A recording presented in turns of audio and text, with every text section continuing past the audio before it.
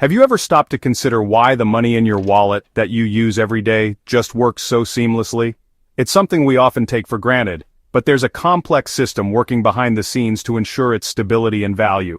Why you can confidently buy coffee in the morning or pay your rent at the end of the month, knowing your money will be accepted.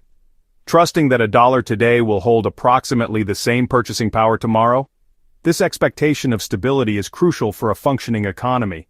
That trust isn't magic or accidental, it's carefully managed and maintained by a powerful institution called a central bank.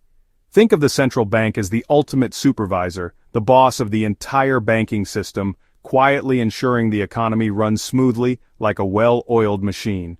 It works to promote sustainable growth and manage inflation. It's not a bank for you or me in the traditional sense. You can't walk in and open a personal checking or savings account there. Instead, it's a specialized bank that serves governments and commercial banks, acting as their primary financial institution.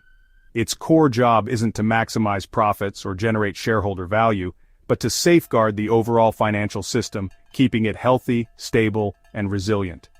Central banks are the guardians of a country's currency, protecting its value and integrity. They play a vital role in shaping the economic world we all live in, influencing everything from interest rates to inflation. Nearly every country across the globe has one, from the Bank of Japan to the Central Bank of Brazil, the Bank of Canada to the South African Reserve Bank. Why is this the case? Because history has repeatedly proven that leaving money and the banking system completely unregulated inevitably leads to financial instability and economic chaos. Central banks were specifically created to solve real painful problems that arose from unregulated markets and to act as a crucial stabilizing force in times of economic uncertainty. They have the unique power to create money when needed, set the base interest rates that influence borrowing costs across the economy, and ensure that your local bank always has enough cash on hand to meet your withdrawal needs. They serve as a critical check on economic recklessness and excessive risk-taking, and act as a vital backstop, providing emergency support to the financial system in times of crisis. So, while their complex decisions and operations might seem distant and abstract, they have a profound impact on your daily life, influencing everything from the price of groceries to the availability of loans, often in ways you probably never even notice. To understand why central banks exist, we need to take a step back and examine the historical context that led to their creation. These institutions weren't simply conceived out of thin air. They emerged as a response to very real challenges and needs within developing economies. Let's travel back a few centuries. We'll explore the economic landscape of the time and see what problems needed solving. The first central banks, like Sweden's Riksbank, 1668, emerged in response to specific needs. And the Bank of England, 1694, were groundbreaking institutions in their time. These pioneering banks weren't created to manage economies in the way we think of it today. Instead, they were primarily established as mechanisms for governments to finance costly wars and efficiently manage escalating national debt. These banks gained the public's trust because they operated with the full backing of their respective governments. This governmental support was crucial, as it fostered a sense of security and reliability, which in turn facilitated the creation of a stable currency and promoted smoother commerce across the board. Before this, trade was often a risky and confusing endeavor. The marketplace was flooded with a bewildering array of coins and notes, each with varying levels of value and acceptance. In the U.S., the story was more dramatic, marked by periods of both progress and significant setbacks. The first and second banks of the United States, despite their potential benefits, were both ultimately shut down. This was largely due to widespread fears surrounding the concentration of too much financial power in the hands of a few. This contentious environment paved the way for what became known as the free banking era, a chaotic time characterized by a proliferation of banks, each issuing their own distinct form of money. The result? Inevitably, this decentralized system led to frequent financial panics and widespread economic instability. The Panic of 1907 was particularly severe, nearly collapsing the entire financial system of the United States. The crisis was only averted thanks to the intervention of private bankers, most notably J.P. Morgan, who stepped in to provide crucial financial support. This near-catastrophic event underscored a critical need. A modern, complex economy simply couldn't function without a permanent mechanism for maintaining stability. In response, the Federal Reserve, the Fed, was created in 1913. Its primary mission was to bring order and stability to what had been a highly volatile and unpredictable financial landscape. Over time, central banks have evolved significantly. They've transitioned from being mere lenders to governments to becoming the very backbone of financial stability in the modern world. Their history is essentially a long and ongoing story of learning and adaptation, shaped by the lessons gleaned from navigating crisis after crisis.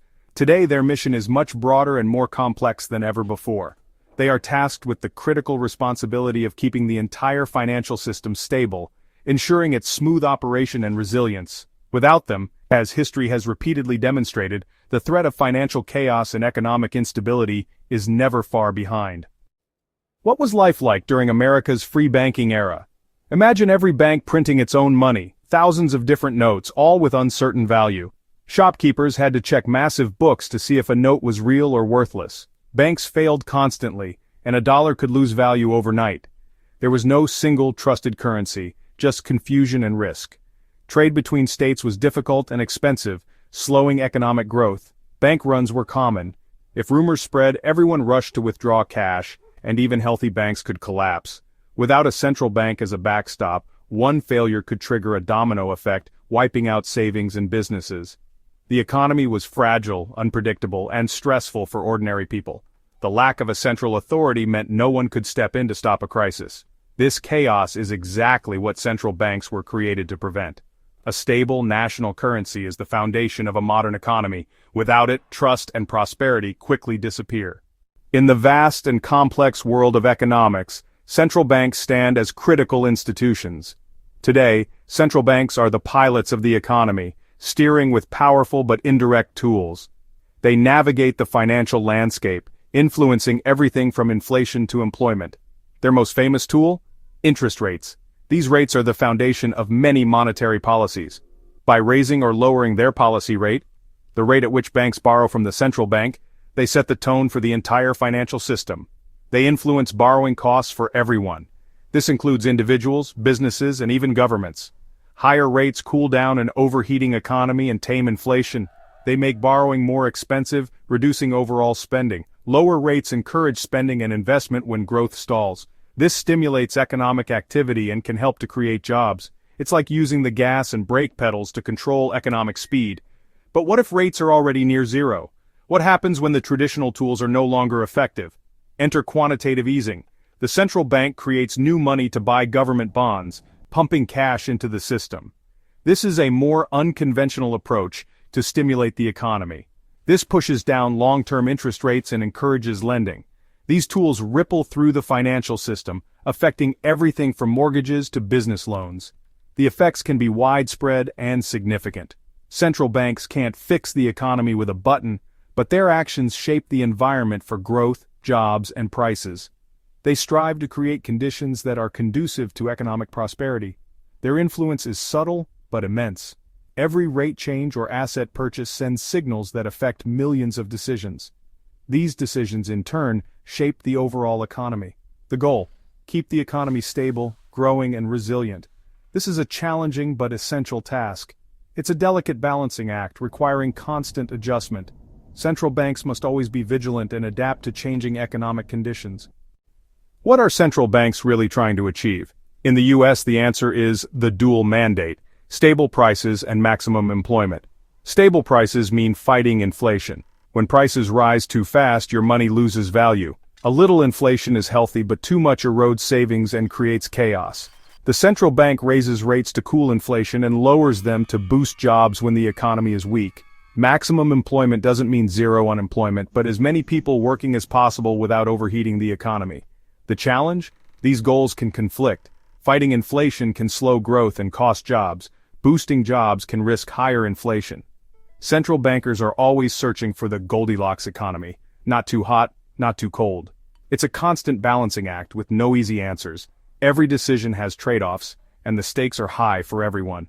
The dual mandate guides every move, but the path is never simple. That's the central dilemma at the heart of modern monetary policy. Central banks are also the financial system's firefighters. When panic hits, they act as the lender of last resort, providing emergency cash to banks in trouble. This prevents a single failure from triggering a wider collapse. In 2008, central banks slashed rates, loaned trillions, and bought assets to stabilize markets. Their intervention likely prevented a global depression. They also regulate banks, setting rules to reduce risky behavior and keep the system safe.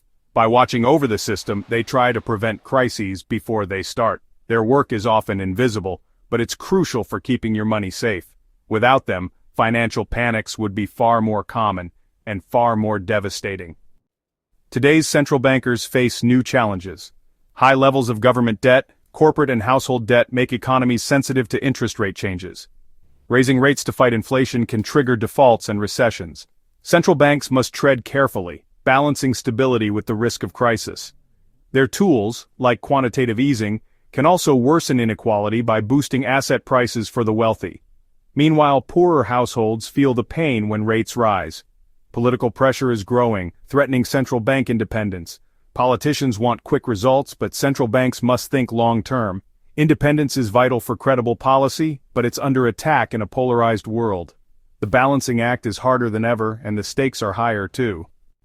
What if the U.S. abolished the Federal Reserve tomorrow? The immediate result: panic and a crisis of confidence.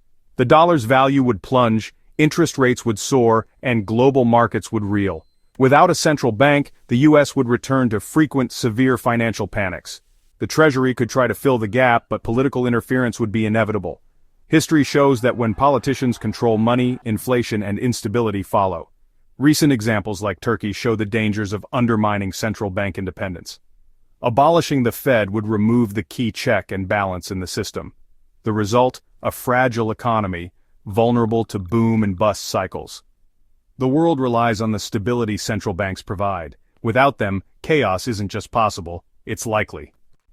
We've seen the history, the tools, and the challenges. Despite their flaws, central banks are more essential than ever. They provide stable money, a safe banking system, and a way to manage economic ups and downs. Without them, trust in money and the economy would vanish. They're not perfect, and their policies can have side effects like inequality. But the alternative is far worse: instability, panics, and lost prosperity. The real debate is how to make central banks better, not whether we need them. How can they adapt to new challenges and remain accountable? Getting rid of them would be like tearing down seawalls because they sometimes leak. We'd be inviting disaster, forgetting the hard lessons of history.